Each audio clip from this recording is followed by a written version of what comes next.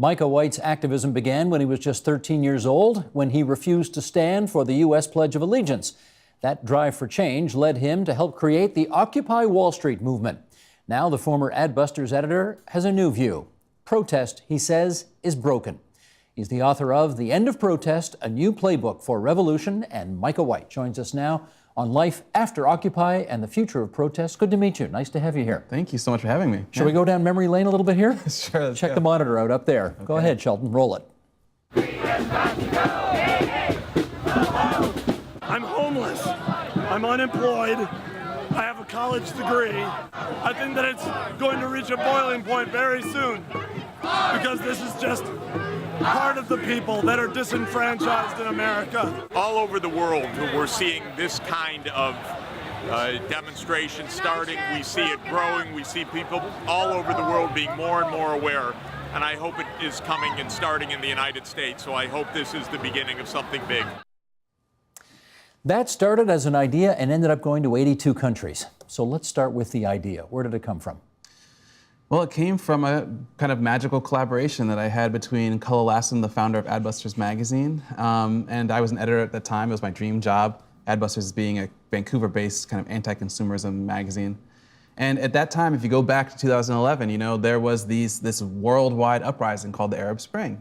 And the people in Egypt had gone into Tahrir Square and they demanded that Mubarak step down, and they resisted thugs sent to beat them up, and Mubarak did step down. And then that passion spread to Spain, and the people of Spain started going into their squares, and they started holding these democratic general assemblies. So Cullen and I were brainstorming on the phone, how can we bring this to America? And we basically came up with this idea. We wrote a tactical briefing, basically an email to our subscribers of the magazine, and said, hey everyone, if we can combine what they're doing in Egypt with what's happening in Spain and bring that to America, we can kick off a revolutionary moment in this country, we can get money out of politics, you know, we can fundamentally change the way things work. And the time was so ripe that within 24 hours of sending that out, activists in New York, they took it up, they ran with it, they made it their own, and eventually Occupy Wall Street happened. Created a Twitter account, Occupy Wall Street NYC, and then you're really off to the races after that. Right, yeah, I created the account and I kind of managed that, and then someone else created another one, and right before the movement, we basically, right before it began, you know, we just gave those things over. So I sent the very first tweet, I created the first account, but then I gave the password away. And what made you think that this kind of protest was different from anything that had preceded it? I think part of it was the historical situation that was going on, and I think that part of it also was this new shift towards leaderlessness that we were seeing in Spain. That was really inspiring, I think, to see that the people of Spain were kind of doing these consensus-based general assemblies, and they weren't marching, they weren't, you know, but instead they were kind of like manifesting the ideal of democracy. So I think it had some kind of magical thinking about we could manifest a perfect form of democracy and like... But just follow that thread through. What did you think that you might be able to achieve by doing this? I think that, you know, the sky was the limit. I think that Cullen and I think a lot of people were thinking about regime change in the sense of getting rid of the power of money to influence our democracy, which, you know, in 2010, the US Supreme Court said that corporations and unions can give unlimited money to candidates. And we know that the candidate who spends the most wins 90% of the time. And so we were trying to overturn a decision made by the highest court, which, you know, at that time it sounds naive now, but they had toppled the Tunisian dictator. They had toppled the dictator of Egypt. We thought we could topple the financial dictator of America. And how much of that plan do you think actually came true? Well, we didn't achieve that goal for sure, you know, and that's why I call Occupy Wall Street a constructive failure. You know, it failed to achieve what we set out to achieve, but in failing, I think it taught us a lot about the limitations of contemporary activism. It taught us about the limitations of that storyline of activism that we were following and chasing with Occupy Wall Street. So in the end, I mean, it's good. At failure, we learn from our failures, but I do think it's important to acknowledge it as a failure so that we can learn from it. You acknowledge it as a failure, but do you think you marched down the road at all? You know, did you get close to your goal? Did you get somewhere close to your goal? I think that every social movement, every protest is really like, it's like testing a hypothesis. And I think that the great thing about Occupy Wall Street is that we tested a hypothesis that basically has been dominating contemporary activism for so long. That hypothesis being that the best way to get social change is to get millions of people into the streets, rallying around a unified message. We tested that, you know, and I think that we definitively tested that. I don't think we're gonna, I think that we created something that spread to 82 countries, 1,000 encampments. I mean, you can't really say it should have been bigger or we should have had more people. No, it was plenty big. It was plenty big, Yep. you know? So the beautiful thing is we tested that hypothesis, we tested that idea, and now we know it's not true. So that, I think, is kind of the gift of Occupy. Here's something you wrote in the book. Activism is in crisis. Occupy was the strongest, most sophisticated, and broadly based social movement in 50 years, and we were completely unable to sway the balance of power. Do you know why? Do I know why? You were unable to sway the balance of power. I think it's because there is, and basically our theory of change was wrong. I think that at the very base of it, the people in power don't have to listen to protest. This is I think something that we don't want to hear. We don't want to hear that because it means maybe we don't live in a democracy. But the fact is that we've been operating under this illusion that there's some sort of law that says, hey, if you can get X number of people into the streets, then, well, because we live in a democracy, your representatives will somehow have to listen to you. But you know that's... Well, because it sometimes does work. It seems to work in some cases, and it's very strange. I think that it sometimes works when it works to justify a pre-existing tendency within the government. For example, they kind of overthrew Mubarak because Mubarak stepping down was kind of what the Western geopolitical system wanted. And so they could point to the protesters and they could say, look, you have people in the streets, you have to listen to them, you need to step down.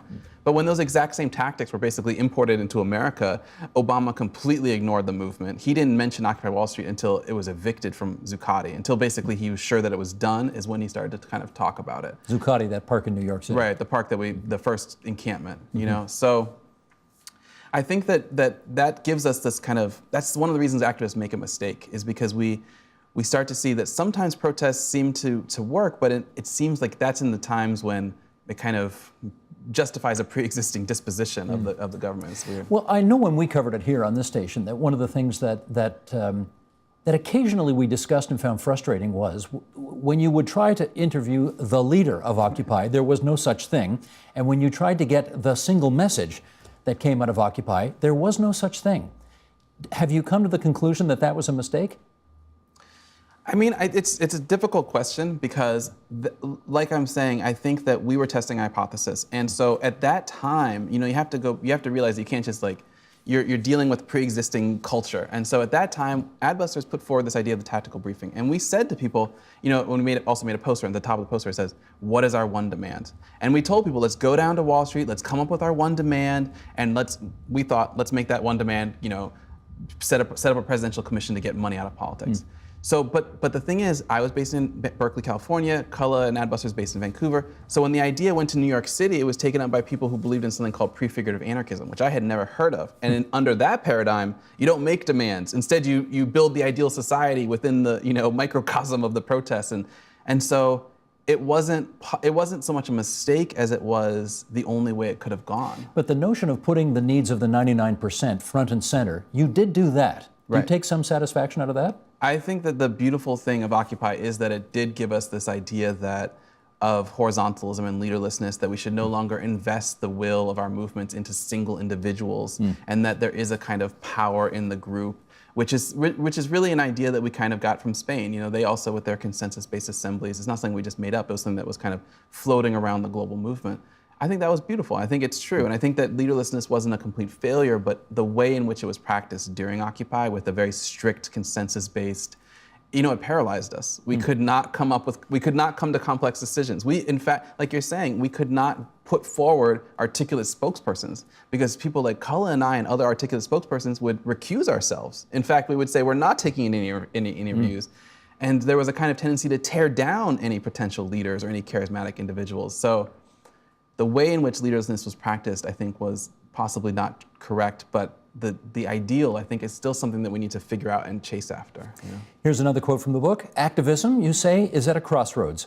We can stick to the old paradigm, keep protesting in the same ways and hope for the best, or we can acknowledge the crisis, embark on wild experimentation, and prepare for revolution. Okay, I got to know what some of that means in there. Wild experimentation means what? So I think, activism and protest is basically in a paradigm crisis. And when a crisis is in paradigm, or when a paradigm is in crisis, you can't just the only way to break out of it is to replace it with a new paradigm. So we can know that protest is broken, but the only way to fix protest is to figure out, well, what are the other ways of doing the protest that would break us out of this? And the way to get there is only through experimentation.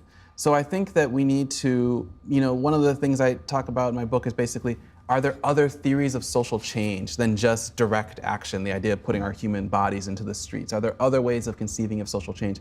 And would those other theories give us new tactics, new ways of thinking about doing social protest? I got a radical idea for you. Okay. Why don't you run for office? I think that is something that activists need to start thinking about. Take over. I absolutely agree with you, and I think so. If you look at what happened in Spain, their movement arose in 2011 around the time of an election, and at that time they said, "You don't represent us. We're not going to get engaged in politics." And of course, they didn't vote. So what happens? The right wing sweeps into power. But if you look at what's happening in Spain now, those very same protesters have built a social movement that's also a political party. It's called Podemos, and they are winning elections. So I agree with you that North American activists need to learn our lesson, which is, social movements need to start winning elections. Have you given up on activism altogether because of the experiences related to Occupy? No, absolutely not. I started activism when I was 13. Activism is my life. But instead, I do acknowledge that we are in a period when protest has become ineffective. And so when you're in one of those periods, the only way to break out of it is to acknowledge it. And it's a recurring phenomenon within activism to be within one of these periods. I think between the anti-war movement of 2003 and the start of Occupy Wall Street, that was also a period of the end of protest. There basically was no real movements happening in America, at least between those years. So, but I don't find it discouraging so much as I find it's a little bit exciting, and I think it's hard to get people, to realize that we need to stop our old patterns. But once we do, something like Occupy Wall Street could emerge just, in a week from now. It's that quick. It feels very much now like it did before Occupy, in the sense that no one believed Occupy was going to happen. They didn't think it was a good idea. They thought protest, was, I think, broken in a certain sense then too, So we can break out of this period, but it does kind of... Follow my twisted logic here, if you will. Okay. Can you take some credit in the fact that Bernie Sanders is as popular as he is right now? Because in effect, he's running a campaign on a lot of the themes that you guys raised, namely, the system is crooked, there's too much political money in it, the 99% and their agenda is being completely disregarded for the corporate agenda in America. Now, he's not going to win the nomination, but he's having a hell of a run. You take any credit in that?